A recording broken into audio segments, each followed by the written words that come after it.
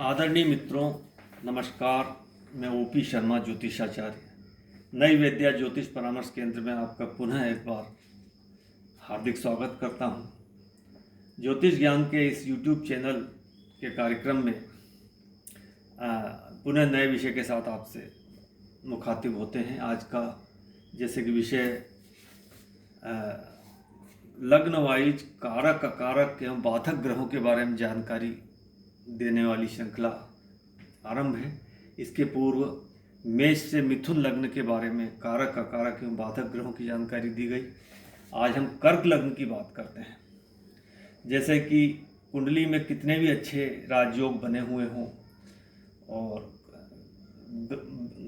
बलि ग्रह हो, नवमेश और दशमेश की युति हो, कर्मा कर्माधिपति योग बने हुए हो, धन योग बने हुए हो, पंच महापुरुष योग, गजकेसरी योग, अखंड साम्राज्य योग या महायोग आदि बने हो, लेकिन उन योगों में शामिल ग्रहों की यदि महादशा अंतरदशा में दुर्भाग्यवश प्राप्त नहीं होती है तो हमें उस अच्छी कुंडली के लाभ नहीं मिलते हैं। कई बार जातक लोग बताते हैं कि मेरी इतनी अच्छी कुंडली है, मेरा गुरु उच्च का है, लग्नेश लाभ भाव में बैठा है या भाग्य भाव में बैठा है और केंद्र में है, दशमेश में ये ऐसी स्थिति है, सूर्य दिग्बली होकर बैठा है, लेकिन मुझे फिर भी उसका लाभ नहीं मिल रहा है, संघर्ष कर रहा हूँ, आजीविका में प्रोफेशन में लाभ नहीं मिल रहा। तो उसका मुख्य कारण यही है कि जो उसकी कारक कुंडली के कारक ग्रहों या योग कारक जो भी ग्रह हैं उनकी महादशा अंतरदशा हमें सही समय पर प्राप्त नहीं होती। तो आज हम कर्क लग्न की बात करते हैं। इसके कारक ग्रह कौन से हैं? तो कर्क लग्न में जो कारक ग्रह, सबसे पहले तो हम लग्नेश की बात करते हैं। जो लग्नेश जो होता है वो हम स्वयं होते हैं, हमारा व्यक्तित्व होता है, पर्सनालिटी होती है हमारी। तो चंद्रमा यहाँ सबसे शुभ फलदायक होगा। इसकी जब भी महादशा अंतरदशा आएगी तो जातक को अच्छे परिणाम प्राप्त होंगे। और इसके बाद लग्नेश जो कि एक शुभ ग्रह, शुभ भाव का स्वामी, सबसे पवित्र होता है, सबसे शुभ फलदायक होता है। तो लग्नेश कहीं भी, जैसे कि मैंने पूर्व में बताया कि 6, 8, 12 में भी बैठा हो, नीच का भी हो, अस्त का भी हो, शुभ फल देगा हमेशा। उसकी शुभता में कमी हो सकती है, उसकी जो शक्ति यदि कम है, उस कुंडली में कमज़ोर है, डिग्री में कम हो या नीच का हो या पाप कर्त्री हो या अस्त का हो या त्रिभाव में बैठा हो या शुभ भाव ग्रहों से ग्रसित हो, तो उसकी शुभता में कमी, उसकी ऊपर जो पाप प्रभाव जो पड़ते हैं उसकी स्ट्रेंथ के अनुसार उसकी शुभता में कमी आ जाती है, लेकिन अशुभ फल फिर भी नहीं देगा। अब हम गुरु की बात करते हैं। गुरु यहाँ भाग्येश है और षष्ठेश भी है। तो गुरु यहाँ शुभ फलदायी होगा, क्योंकि त्रिकोण के स्वामी भी हमेशा शुभ फलदायक देते हैं। कुंडली में मित्रों त्रिकोण के स्वामी जो होते हैं वो हमेशा शुभ फलदायी होते हैं, भले ही उनकी एक राशि अशुभ भाव के को ओन करती हो। जैसे यहाँ त्रिकोण, हम लगन को भी त्रिकोण ही मान लें, और लगन, पंचम और नवम, इनके स्वामी जो है यदि अशुभ भाव में भी बैठे हों, चाहे वो द्वादशेश भी हो, चाहे षष्ठेश हो, एक राशि उसकी, चाहे वो अष्टमेश हो, लेकिन ये हमेशा शुभ फलदायी होंगे। ये लग्नेश के भी मित्र होते हैं हमेशा। जैसे यहाँ पर ये जो मंगल की राशि है वृश्चिक, चंद्रमा के मित्र हैं, इसी प्रकार गुरु जो है वो लग्नेश के मित्र हैं। तो यहाँ गुरु जो है वह भी शुभ फलदायी नवमेश है। इसकी एक राशि षष्ठेश है, षष्ठम भाव का भी ये फल देंगे, लेकिन बहुत 80% यदि वो भाग्येश होकर देंगे फल तो 20-25% या 10-15% इसके फल वो देंगे। अब हम इसमें कुछ जो कुंडलियाँ होती है उसमें योग कारक भी ग्रह होते हैं। तो एक तो वृषभ और तुला एवं कर्क एवं सिंह ऐसे लग्न हैं जिसमें योग कारक ग्रह होते हैं।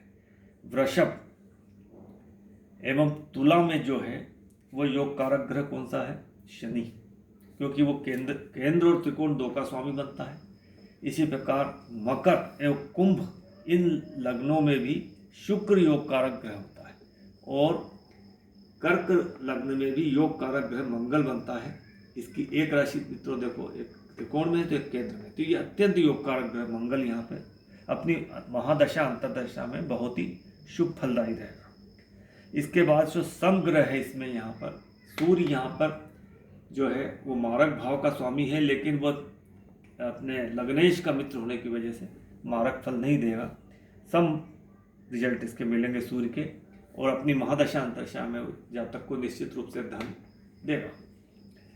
अब अकारक ग्रह कर्क लग्न में जो होते हैं वो शनि है सबसे ज़्यादा। यहाँ पर दो भाव, सप्तम भाव और अष्टम भाव, दो अशुभ भावों का स्वामी है यहाँ पे शनि।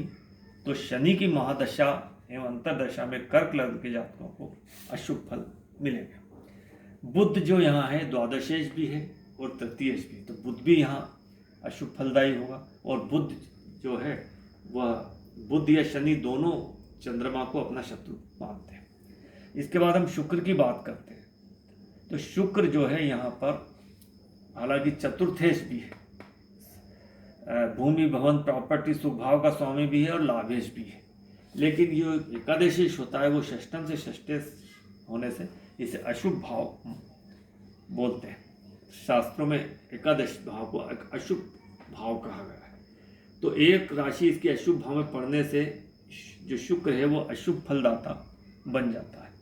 लेकिन फिर भी शुक्र जो है अपनी महादशा अंतर्दशा में जातक को प्रॉपर्टी का लाभ और इनकम का लाभ देता है, लेकिन अशुभ फल भी देगा।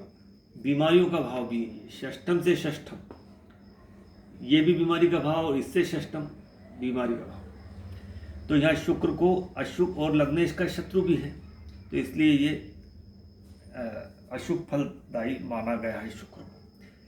इसके बाद हम बाधक ग्रह की बात करते हैं, तो यहाँ पर ये जो कर्क लग्न है ये चर लग्न है। तो चर लग्न में मित्रों जैसे कि बताया एकादशेश जो होता है वो बाधक होता है। तो यहाँ एकादशेश शुक्र है, तो ये अपनी महादशा अंतर्दशा में बाधक, ये एक तो लग्नेश का भी मित्र नहीं शत्रु है, दूसरा ये बाधकेश भी है। तो शुक्र की महादशा में कर्क लग्न के जातकों को अशुभ फल मिलेंगे।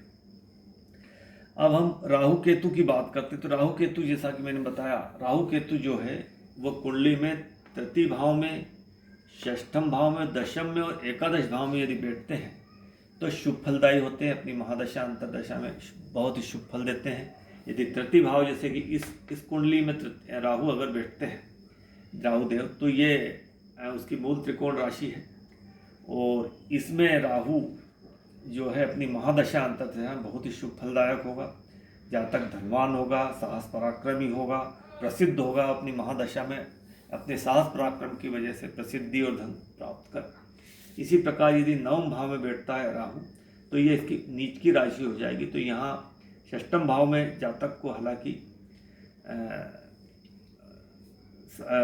शत्रुहंता योग जरूर बनाता है ये, लेकिन नीच राशि में होने से जातक को यहाँ पे बीमारी भी देखा। तो आधी जो अवधि है उसकी राहु की शुभ फलदाता रहेगी और आधी अशुभ फलदाता रहेगी।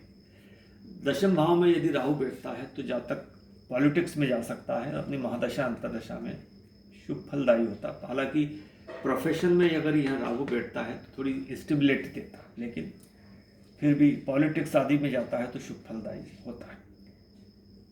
जो भी पॉलिटिक्स में जाते हैं उनके दशम में राहु होते हैं तो निश्चित रूप से वो पॉलिटिक्स चयन करते हैं। इसके बाद 11वें भाव में भी राहु के, जो भी राहु हो या केतु हो या अन्य क्रूर ग्रह सूर्य मंगल शनि, ये सभी पाप ग्रह जो है 11वें भाव में हमेशा शुभ फल देते हैं। शुभ ग्रह जो होते हैं गुरु शुक्र बुध चंद्रमा, ये भी एकादश भाव में शुभ फल देते हैं, लेकिन शास्त्रों में लिखा है कि पाप ग्रह अधिक लाभ देते हैं अगर वो एकादश भाव में बैठे और अपनी महादशा अंतर्दशा में अधिक शुभ फलदायी होते हैं। तो मित्रों इस प्रकार से कर्क लग्न में जो कौन से ग्रह कारक है, कौन से अकारक है, कौन सा इसमें योग कारक है और बाधक ग्रह के बारे में बताया, और राहु केतु किस तरह से इसमें अपने फल देगा। तो ये आपको संक्षिप्त जानकारी दी गई। वीडियो यदि आपको उपयोगी लगता है तो वीडियो लाइक कीजिए, शेयर कीजिए, चैनल को सब्सक्राइब कीजिए। और वीडियो आपने पूरा देखा है, मैं इसके लिए आपको धन्यवाद देता हूँ। नमस्कार।